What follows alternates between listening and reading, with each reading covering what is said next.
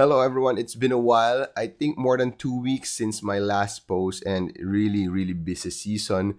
This is not a full review. This is a sound test on one of my favorite switches, one of the most hyped switch of 2022, the Akko Cream Yellows. If you haven't gotten yours, I do suggest you get a copy. You grab a set of those switches.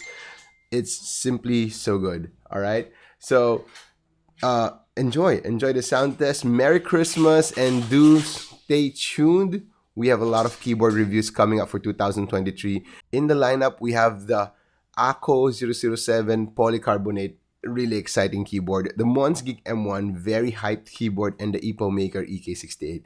So expect to see that first quarter of 2023. All right, see you guys.